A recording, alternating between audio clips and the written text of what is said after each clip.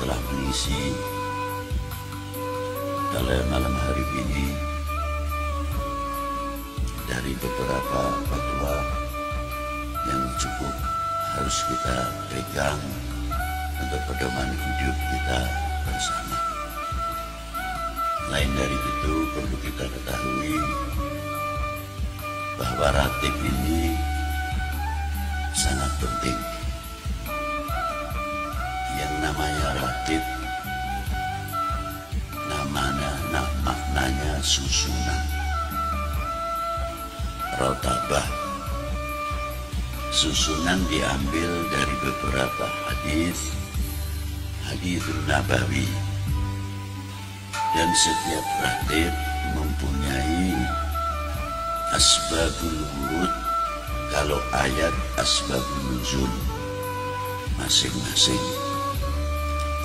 Dan ratib itu banyak sekali di kalangan Sa'adatul Ba'alawi, khususnya dalam kata istilah ratib, karena itu bagian bacaan-bacaan yang diamalkan oleh Thariqat Alawiyah.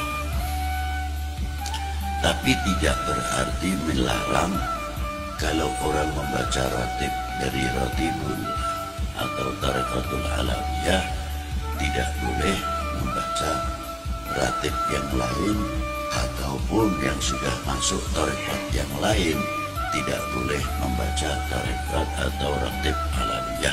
Itu tidak benar, karena ratib di sini adalah suatu doa.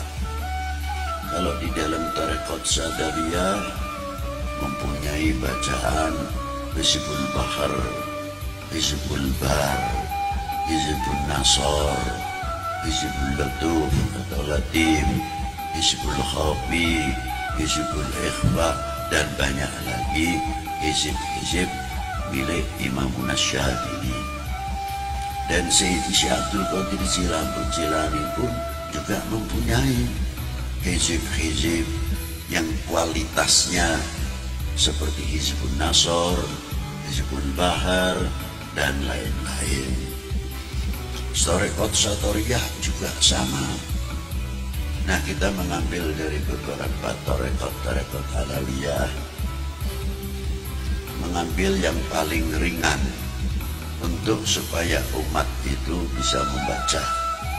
Sebab bacaan Asmaul Husna atau hizib atau asma itu mempunyai dosis. Ada dosisnya kalau vitamin itu atau antibiotik 1000 mili. Ada yang dosisnya 750, ada yang 500, ada yang 250, ada yang 100. Nah, hizib-hizib asma tersebut memerlukan guru yang tahu dosis. Kalau yang tidak tahu dosis biasanya mengambil asal maknanya baik, lalu maknanya hebat, ambil saja dibaca. Nah, inilah dampaknya overdosis yang sebetulnya cukup 100 mili atau 200 mili, makan yang 750 mili. Akhirnya ayang-ayangnya tidak guyon dewi. Nah, inilah ini yang terjadi. Dan banyak lagi. Asmaul Husna pun sama. Ada Asmaul Husna yang dingin dibaca, ada Asmaul Husna yang keras. Kalau yang keras juga harus digandeng, seperti Ya Aliyu, Ya Kabiru, Ya Alimu, Ya Qadiru, Ya Sami'u, Ya Basiru, Ya Latif. Ringan akhirnya, tapi dicampur. Oh, ini jahe, ini keras. Jamunya jamu pakai jahe, pakai merica. Wah, ini bangsa pedes ya, Beh. Tukang jamunya pintar. Bah, ini harus dikasih ini, supaya dingin, yang minum enak dan sebagainya. Itu yang ahli tentang ilmu asma. Maka bacaan-bacaan itu perlu ijazah, tahu ditanyakan kepada orang-orang yang ahli tentang masalah. Tapi kalau ratib tidak. Ratib itu dosisnya sudah direndahkan. Karena apa? Diambil langsung dari lisan baginda Nabi Sallallahu Alaihi Wasallam. Supaya kita ini bisa membaca asal usulnya Ratibul Haddad. Al-Habib Abdullah bin Alwi Al-Haddad mengambil torekat dari beberapa guru besarnya, Al-Imam Ahmad bin Aqil, yang mana nasabnya masuk ke Imam Ahmad bin Abu Bakar Sakram. Lalu guru kedua Al-Imam Abdurrahman, yang makamnya tidak jauh dengan makam Siti Khadijah radhiyallahu ta'ala anha wa alaiha salam, Al-Imam Abdurrahman. Terus gurunya beliau Al-Habib Umar bin Abdurrahman Al-Attas. Guru-guru beliau masih banyak lagi. Al-Habib Abdullah bin Al-Haddad ini mengambil dari Habib Umar bin Abdurrahman Al-Attas. Saya ambil dari situ saja silsilahnya, dari Syekh Abu Bakar bin Salim atau dari Habib Husain bin Syekh Abu Bakar bin Salim. Murid-murid dari Syekh Abu Bakar bin Salim ini banyak sekali. Termasuk Al-Habib Abdurrahman Maula Al-Arsyah dari Al-Jufri, Sayyid Muhammad Zainal Abidin As-Saqaf, dan Syekh Yusuf bin Abid Al-Hasani, Sayyidi Abdullah bin Salim Al-Maula Khilah, dan banyak lagi kalau saya terangkan, seperti Syed Ahmad Syariri, Al-Habib Yasin, pejuang Islam Yasin bin Ahmad bin Aqil bin Ahmad bin Aqil bin Ahmad bin Yahya, yang mendapat ijazah langsung dari Habib Abdullah bin Al-Haddad, di mana beliau mensyiar Ihya Ulumuddin dan lainnya, diberi mandat untuk Nasrul Islam di Terengganu atau di Malaysia. Kakek Habib Utsman bin Abdullah bin Aqil bin Yahya Mufti Mekah. Dan murid beliau ada yang dimakamkan di Wirodeso, Habib Muhsin bin Alwi bin Umar Ba'bud. Itu seorang ulama besar, dimakamkan di belakang masjid Wirodeso, yang mana beliau meninggal pada tahun 1131 Hijriah, bertepatan juga tahun itu wafatnya gurunya, ialah Al-Habib Abdullah bin Alwi Al-Haddad. Murid-muridnya Al-Habib Abdullah bin Alwi Al-Haddad, diantaranya Al-Habib Muhammad Al-Ghadi bin Toha bin Yahya yang dimakamkan di Semarang. Itu murid langsung Al-Habib Abdullah bin Alwi Al-Haddad. Banyak lagi minal habaib yang di Indonesia ini khususnya. Kalau kita terangkan yang di Hadramaut, kita tidak heran. Ini yang ada mana tangan, kepanjangan tangan Al-Habib Abdullah bin Alwi Al-Haddad. Banyak sekali. Apalagi kalau kita melihat kitab Al-Muqattabah, bagaimana surat menyurat yang dikumpulkan oleh muallim, surat dari Habib Abdullah bin Al-Haddad menjawab pertanyaan dari beberapa tokoh habaib maupun selain habaib. Namanya kitab Al-Muqattabah, 2 jilid, sangat lengkap sekali. Lain daripada itu, teriklahnya Al-Habib Abdullah bin Al-Haddad ini, ketika beliau berdiri, muncullah satu fitnah yang merongrong, yang mengancam tentang akidah. Maka datanglah kepada beliau, Habib, saya kasih ulama-ulama Yaman datang kepada Al-Habib Abdullah bin Al-Haddad. Habib, di negara saya ini sudah mulai muncul Rafidah. Maka saya minta ijazah untuk bisa menangkal itu, supaya tauhid kita ini kuat, apa? Dari Wirdun Nabawi. Maka diberi oleh Habib Abdullah bin Al-Haddad untuk Fatihah, Alif Lam Mim, Ayatul Kursi, lillahi ma fis samawati amana rasul la ilaha illallah wahdahu la syarikalah lahul mulku wa lahul hamdu yuhyi wa yumiitu wa huwa ala kulli syai'in qadir. Al-Habib Abdullah bin Alwi Al-Haddad tidak menamakan ini Ratib Haddad ya, tidak. Yang menamakan ini Ratib Haddad siapa? Muridnya dan orang yang memimpin, karena tahu bahwa ini yang menulis sebabnya yang memberikan ijazah Al-Habib Abdullah bin Alwi Al-Haddad. Jadi wajar saja kalau disebut namanya Ratibul Haddad. Bukan Habib Abdullah mengatakan ini Ratib Haddad, tidak. Nah, setelah ini dibaca alhamdulillah. Begitu juga munculnya Ratibul Atas, di mana peristiwa pada waktu itu di Khuraidah. Dulu namanya Khuraidah Guredah. Yang mengganti Khuraidah adalah Habib Umar bin Abdurrahman Al-Atas. Bagaimana berhadapan pada waktu itu kekerasan-kekerasan yang dihadapi oleh Habib Umar bin Abdurrahman Al-Atas. Bagaimana merangkul satu sisi Gobail yang lain.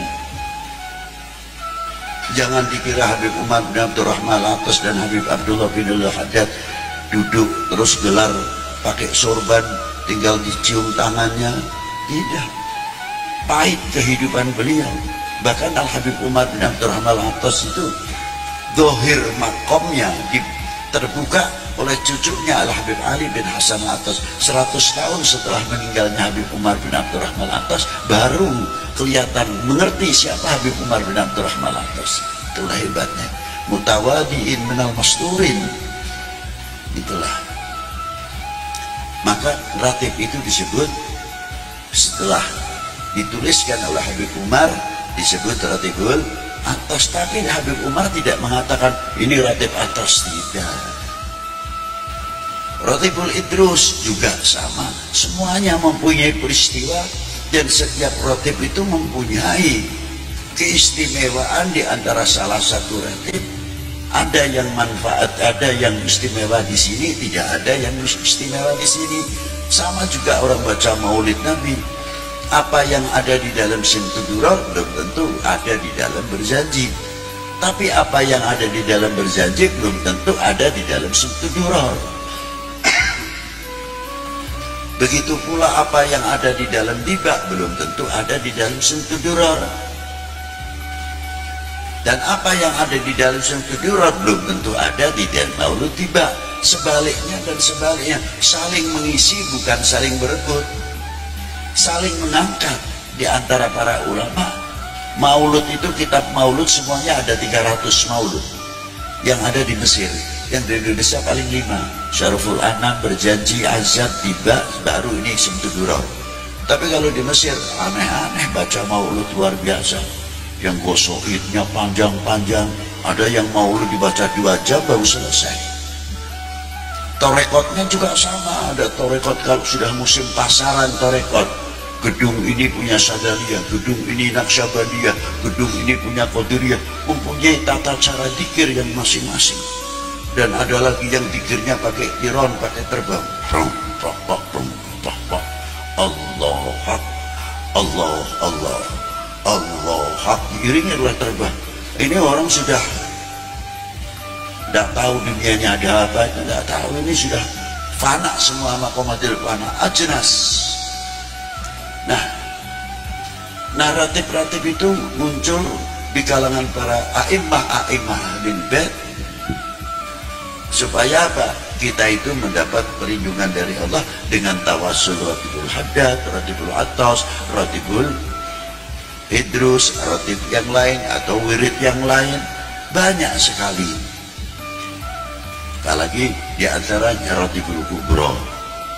Ratibul Kubro, mengapa disebut Ratibul Kubro? Karena Fatihahnya di dalamnya ulama paling gudub-gudub semuanya. Maka disebut Ratibul Kubro, bukan ini ratib besar, tidak, jangan salah paham. Di dalamnya adalah hadiatul Fatihahnya. Rata-rata yang ada di dalam Ratibul Kubro 85% aktob, paling aktob. Maka disebut Ratibul Kubro. Di situ asal usulnya Ratibul Kubro, asal usulnya apa? Dohirul fatah, dohirul fitnah yang luar biasa pada waktu. Dan yang bisa menyelesaikan pada waktu itu Al-Habib Toha yang diceleduk itu tadi. Maka dari itu silahkan mau baca Ratibul Haddad, silahkan mau baca Ratibul Atas, mau Ratibul Idrus, mau Ratib, tapi jangan untuk nilai nakal. Jangan, tidak boleh. Dikira kita mencela satu wali, lalu wali yang lain gembira, senang. Sama sekali. Itu orang tidak mahjub saja untung, tidak tertutup saja untung. Jadi seolah-olah menunjukkan nanti ini tidak terima lagi. Yang punya ratib ini Ratibul Idrus, oh ini kan lebih tinggi lagi. Terus habaib membuat ratib bukan untuk itu, tapi untuk meningkatkan setiap kita yang membaca ratib kedekatan kita kepada Allah SWT, bukan semakin tambah sombong. Ingat itu. Jadi kalau baca Ratibul Haddad, tolong jangan sampai mencela ratib yang lain.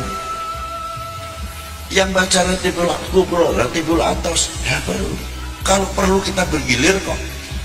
Jum'ah ini Ratibul Kubro, Jum'ah yang akan datang Ratibul Haddad, Jum'ah yang akan datang Ratibul Atas, Jumat yang akan datang Ratibul Idrus. Biar laku semuanya. Kayak apa wali-wali itu yang mempunyai senangnya melihat kita membaca dan membaca dan membaca. Itu pentingnya ratib di situ. Dan setiap kalimah per kalimah di dalam ratib mempunyai keistimewaan sendiri-sendiri. Itu diantaranya. Maka dari itu yang penting istiqomahnya. Maka saya mengatakan supaya bisa berjalan semuanya, cukup Ratibul Kubro dibaca ba'da subuh tiap Jum'ah sekali. Sudah. Atau ba'dal maghrib tiap Lailatul Jum'ah. Lainnya silahkan mau Ratibul Atas, mau Ratibul Idrus, mau Ratibul Haddad, supaya semuanya bisa seimbang, bisa dibaca semuanya. Nah inilah, paham ya? Jadi justru ratib itu menguhuwahkan. Jadi ratib itu saling sinambung, tidak saling terpecah, tidak. Maka jangan sekali-kali tolong merendahkan salah satu ratib itu yang baik, karena itu mencakup tentang akhlak wal adab. Jangan sampai kita suul adab kepada Habib Umar bin Abdurrahman Atas, jangan sampai kita suul adab kepada Habib Abdullah bin Al-Haddad dan lain-lainnya yang mempunyai ratib-ratib. Itulah.